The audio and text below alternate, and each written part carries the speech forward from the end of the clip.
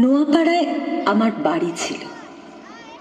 সেই 14 বছর বয়স থেকে আমি এখানে।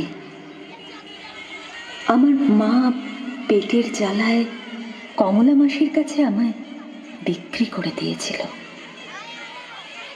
অন্ধকার নামতে আমাদের কালীঘাটের কানা গলিটা পান, জর্দা, মদের গন্ধে, হিন্দি গানের চটকা সুরে বা দমবন্ধ করা ঘরগুলো থেকে ভেসে আসা সিরিয়ালের শব্দে সেজে ওঠে।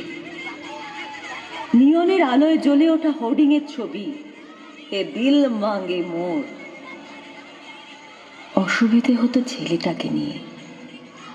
খদ্দের এলে ছেলেটাকে ঘর থেকে বেরিয়ে যেতে হতো।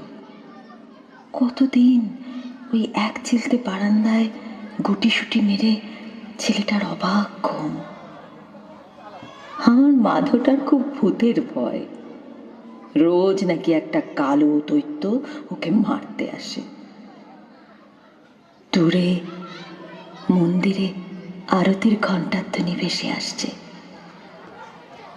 ওপাড়ার সত্য মাস্টার আমাদের ছেলে মেয়েদের নিয়ে একটা স্কুল খুলেছেন। বিকেল হলে বন্ধু বান্ধব জুটিয়ে মাধব সোজা চলে যায় পড়তে। বইপত্র সব জুটিয়ে দেন ওই সত্যবাবু। রোজ ভোর না হতে মানুষটা সব ছেলে মেয়েদের খোঁজ খবর নেন। কেউ পড়া ফাঁকি দিচ্ছে কিনা, কারোর শরীরটা আগুনে ছ্যাঁক ছ্যাঁক করছে কিনা, এইসব। ওই মাস্টারমশাই বলেন, আমাদের ছেলে মেয়েরা ওনার বাগানে নাকি সূর্যমুখী ফুল, আর উনি নাকি সেই বাগানের মালি। সারা রাতের ক্লান্তি মেখে সকালের ঝাঁঝা রোদ্দুরে আমার ছেলের পড়ার আওয়াজে ঘুম ভাঙে। কোনোদিন শুনি আমাদের ছোট নদী চলে আঁকে বাঁকে, আবার কোনোদিন অঞ্জনা নদী তীরে খঞ্জ। কেমন নিজের ভেতর নিজে হারিয়ে যাই। মাথুটা বলে, মা জানো, মাস্টারমশাই বলেছেন সারা পৃথিবীর সবচেয়ে বড় কবি রবি ঠাকুর। আমাদের সহজ পাঠের সব পদ্য রবি ঠাকুরের। আমাদের কানা গলিটা তখন দু চোখ মেলে বড় রাস্তা খুঁজতে চলে। রাতের শেষে আমার চোখের পাতায় ঘুম। আজান ভেসে আসছে। সারা রাত কুকুরটা চিৎকার করে ক্লান্ত হয়ে হাত পা ছেড়ে আয়েসি ঘুমে।